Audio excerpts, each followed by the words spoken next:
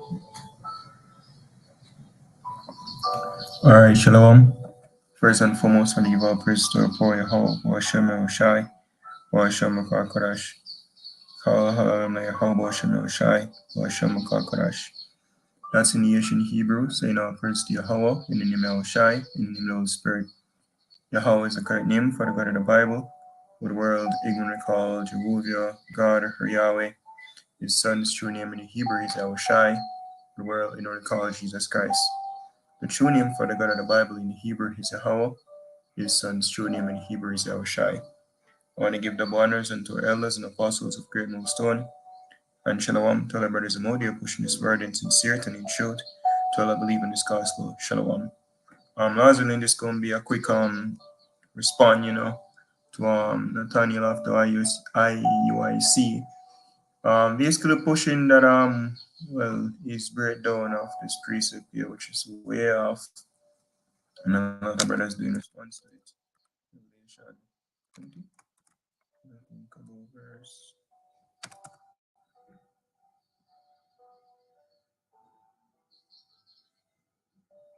7. It says, Revelation 20, verse 7, And when the 1,000 years are expired, Satan shall be loosed out of his prison, and shall go out to deceive the nations which are in the four quarters of the earth, Gog and Magog, which was in Russia, to gather them together to battle, the number of whom is as the sand of the sea. And this is basically referring to World War III, So some reason made break this down as Esau and then the kingdom of the 1,000 years in basically a rebel. What a rubbish. I mean no name sense, yo.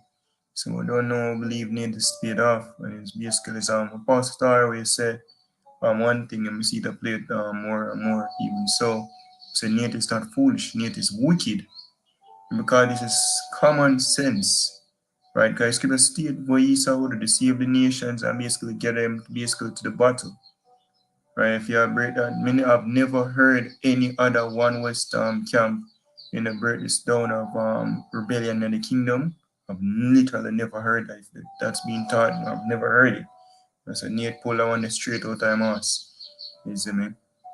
But this is obvious, if you can't receive it, you can't receive it, then it's not just not for you.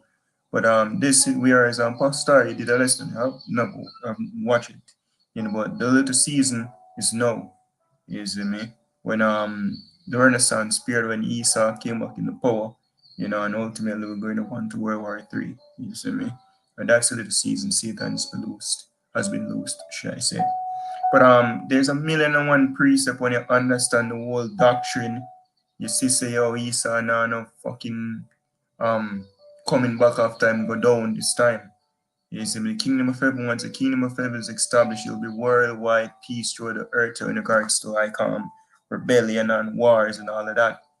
You see, that's why we would know so those got the rights over there in the land right now are the true people.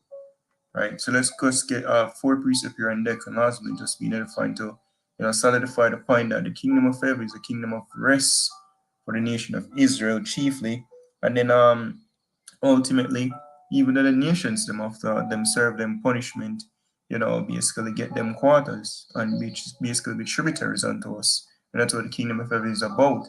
And Esau, Edom will be removed from off the face of the earth. Obadiah, you see me? Job, the 20th chapter. Right, all these precepts, it speaks about those things. Esau now will come back. Right. This is Micah 4, verse 1. But in the last days, right, in the last days, watch out. Peaceful latter days. See that? Peaceful latter days. Right? It says, but in the last days it shall come to pass that the mountain of the house of the Lord shall be established in the top of the mountains, and it shall be exalted above the hills, and people shall flow unto it. And many nations shall come and say, Come, and let us go up to the mountain of the Lord, unto the house of God of Jacob, and he will teach us of his ways, and we will walk in his paths. For the law shall go forth of Zion, and the word of the Lord from Jerusalem. So when Israel get established, when we go back in our land, these nations will be forced to keep the commandments. And and then after a while, them basically, as the scripture say, them will come and will learn because them will see the prosperity. What's that? Deuteronomy 8 chapter, verse 5 on down. So them will say that this is your wisdom among these nations. Them will say, surely these are wise and understanding people. Them will say the contrary. Esau, the wicked rule, in chaos, right? And the world suffer because I. And now when we rule, them will say, so where the laws are beneficial, right? Verse 3, it says, and he shall judge among many people, and rebuke strong nations afar off, and they shall beat their swords into plowshares, and their spears into pruning hooks. Nation shall not lift up a sword against nation, neither shall they learn war anymore. Anymore will they learn war. Once the kingdom of established, that's it. That's it. War done. This is my first thing first. When you meet it, we get spiritual. Yahusha himself could did it. Right? Be a part of the kingdom. King David, 12 apostles. We have spiritual power. No nation now can run up on we, yo. That would be impossible. One Israelite, when we get them spiritual power, they can influence any nation. Right?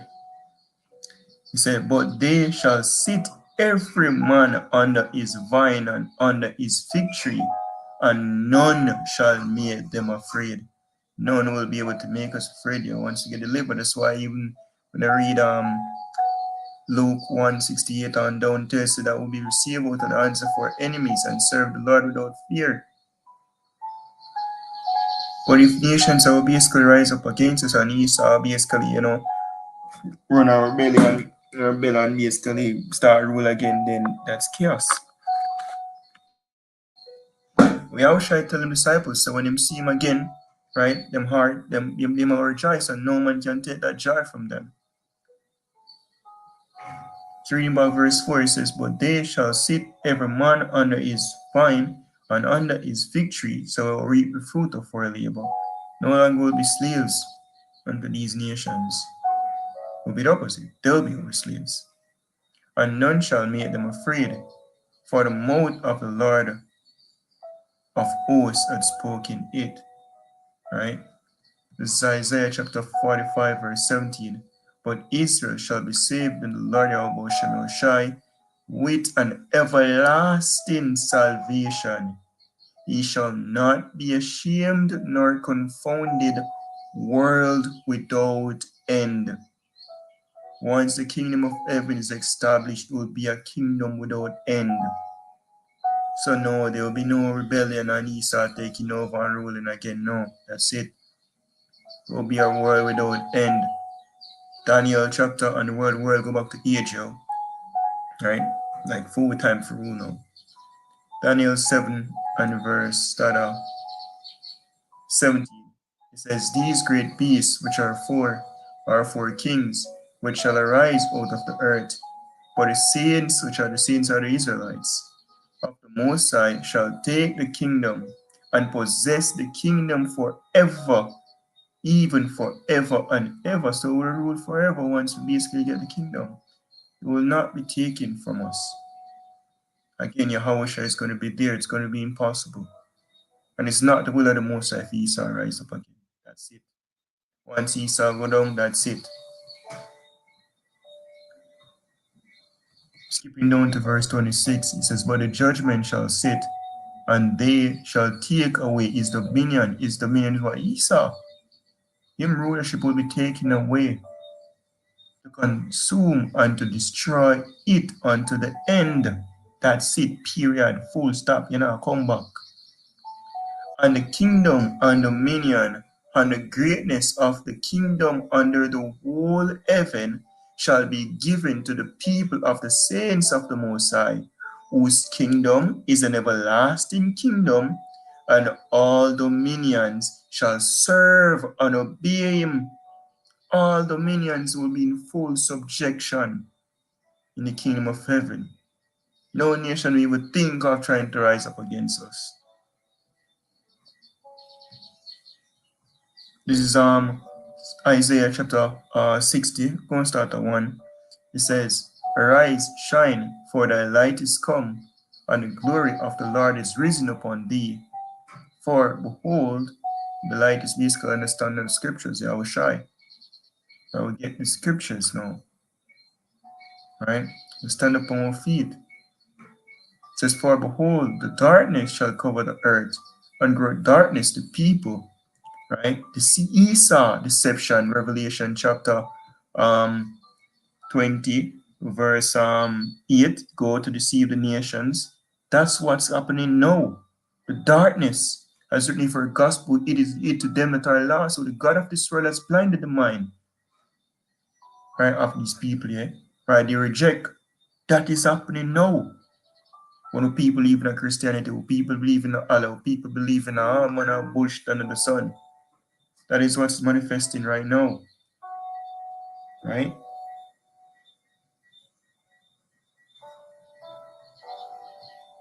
Let me see. So go back. It says, Ghost darkness shall cover the people. For behold, the darkness shall cover the earth, and great darkness the people. But the Lord shall arise upon thee, and his glory shall be seen upon thee. And the Gentiles shall come to thy light, and kings to the brightness of thy rising.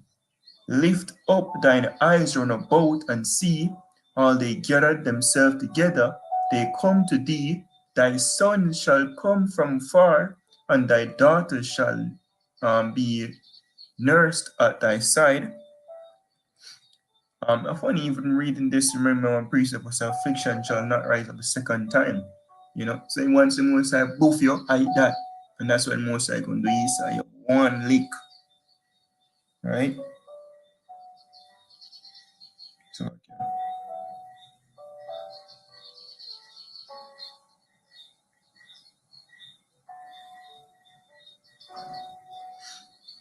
Right, so okay.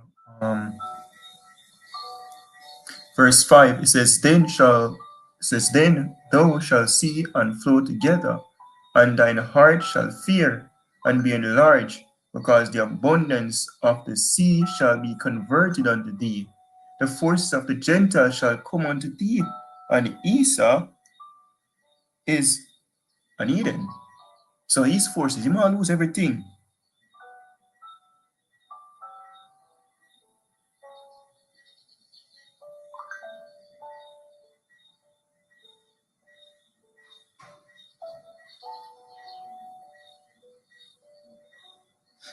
Right? Verse 6, it says, The multitude of camels shall cover thee, the dromedaries of Midian and Ephah, all they from Sheba shall come, they shall bring gold and incense, and they shall show forth the praise of the Lord. Right? Scroll down.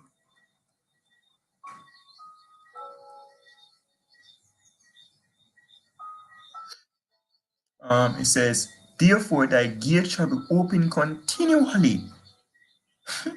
Continually, we're not gonna, we need to there's a siege, there's a rebellion, so we need to get this under control. No, gates are open continually.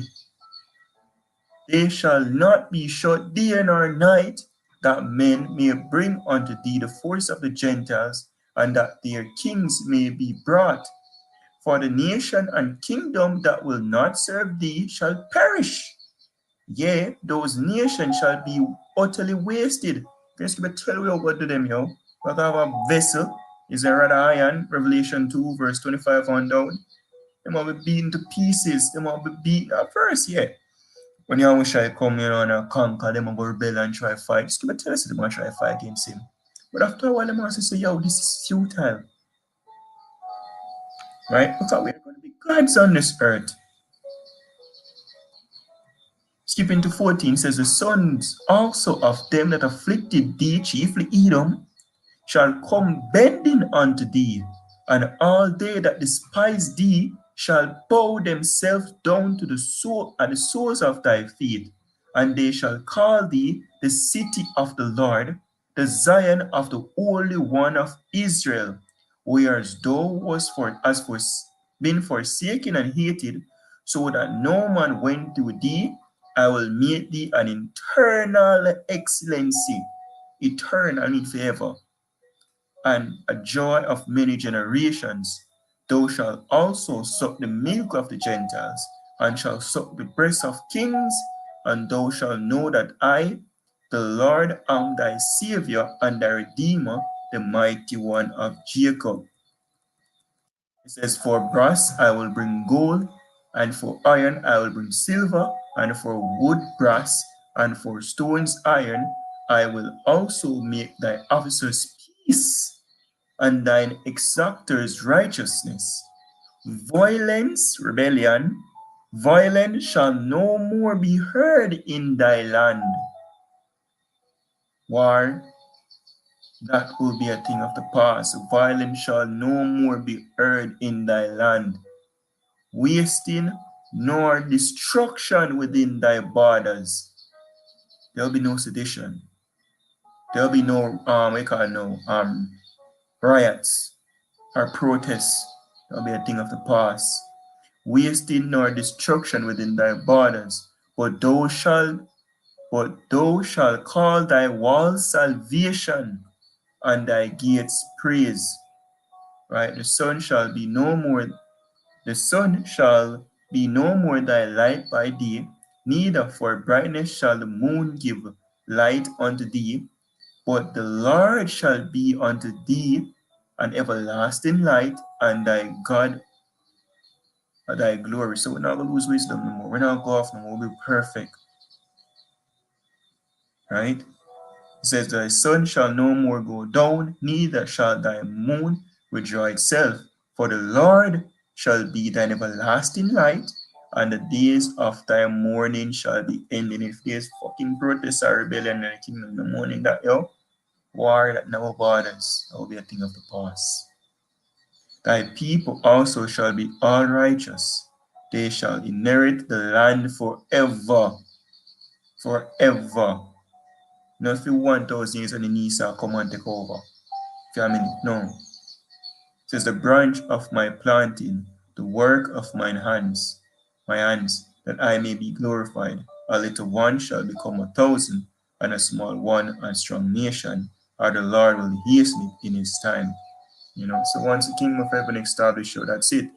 Another million and one of the precept I could pull here is what's that? Isaiah 14. Tell that, so even the nations them will rejoice once Esau gone down. Them all down upon him and say, is this the man? See the same more fly with like a dream.